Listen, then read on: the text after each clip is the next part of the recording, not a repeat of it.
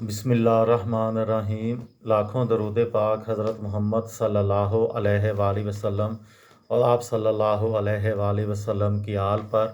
अस्सलामु अलैकुम। मेरा नाम इफ्तिखार अहमद है और आप मेरा यूट्यूब चैनल नॉलेज देख रहे हैं। आज की मेरी इस वीडियो का अन्वान है टेलीविज़न तीसरी सुपर पावर। ये 2 हिस्सों पर मुश्तमिल वीडियो है कि टेलीविज़न तीसरी सुपर पावर किस तरह से है।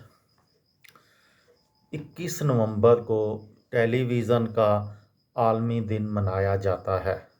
1996 में अक़वाम मुत्तहिदा की जनरल असम्बली ने राब्ते, तरक्की और आलमगीरियत के फ़रोग़ में टीवी के किरदार की अहमियत को तस्लीम करते हुए 21 नवंबर को टेलीविज़न के नाम 21 नवंबर का दिन मंसूब कर दिया। 20वीं सदी के आगाज़ में रेडियो वजूद में आया और 20वीं सदी की दूसरी दहाई में टेलीविज़न की पैदाइश हुई।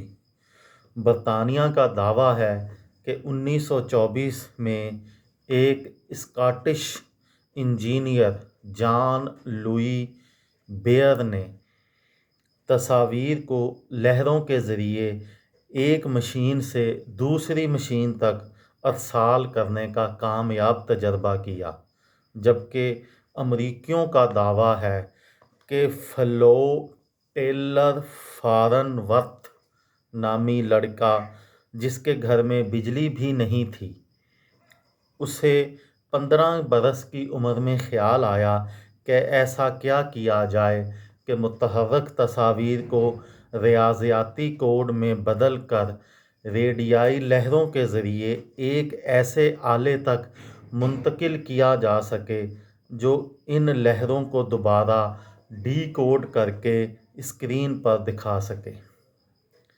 फारनवर्थ की कोशिशें 21 बरस की उम्र में बर आईं, जब इलेक्ट्रॉनिक बीम के ज़रिए इसने डॉलर की तस्वीर अपनी बनाई एक मशीन से दूसरी मशीन तक भेजने में कामयाबी हासिल कर ली। अमरीकी टेलीविज़न की इजाद को उसके आलमगीर असरात के एतबार से 15वीं सदी में जर्मन छापा खाने की इजाद के हम पल्ला समझते हैं। इसे तीसरी सुपर पावर का नाम भी दिया जाता है और दिल जले इसे इडियट बॉक्स भी समझते हैं। टेलीविज़न ने बतौर एक मौसर मीडियम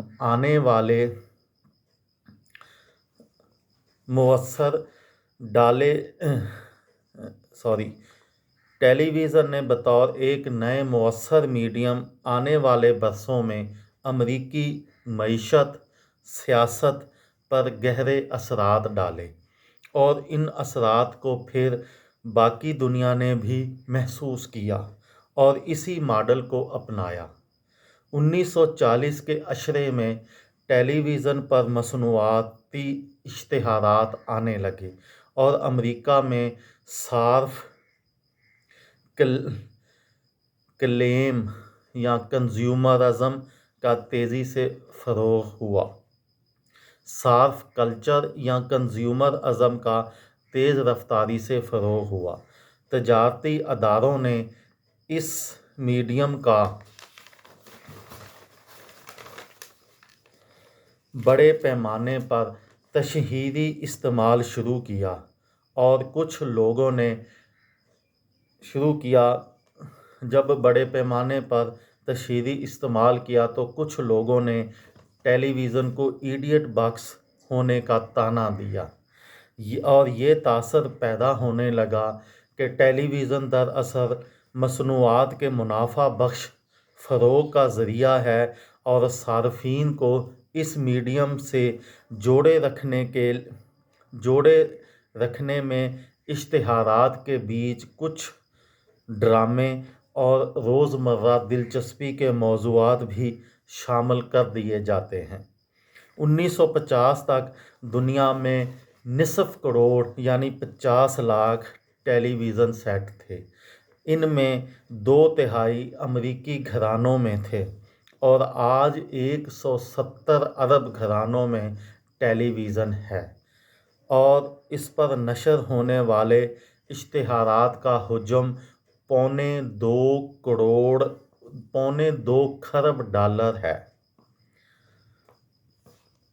पौने 2 खरब डॉलर के लगभग है। 1952 में आइजनहावर पहले अमेरिकी सदारती उम्मीदवार थे जिन्होंने अपनी मुहिम के इश्तिहारात कमर्शियल सतह पर टेलीविज़न पर नशर करवाने शुरू किए, यानी अमेरिकी सियासत में एक नया दौर शुरू हुआ।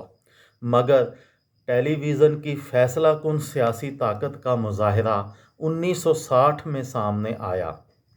तजर्बाकार रिपब्लिकन उम्मीदवार रिचर्ड निक्सन और जवां साल डेमोक्रेट उम्मीदवार जॉन एफ कैनेडी का पहली बार टेलीविज़न स्क्रीन पर मुनक्कद होने वाले सदारती मुबाहिसे में आमना सामना हुआ।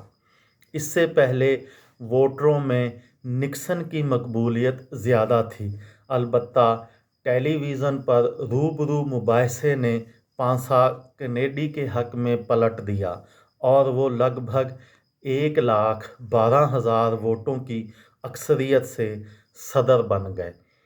आज सूरत हाल ये है कि 50% अमेरिकी वोटर टेलीविज़न नशरियात देखकर अपनी सियासी राय बनाते हैं। अमेरिका ने इस मीडियम का सॉफ्ट पावर इस्तेमाल कैसे किया, ये मैं आपको कल की वीडियो में बताऊंगा।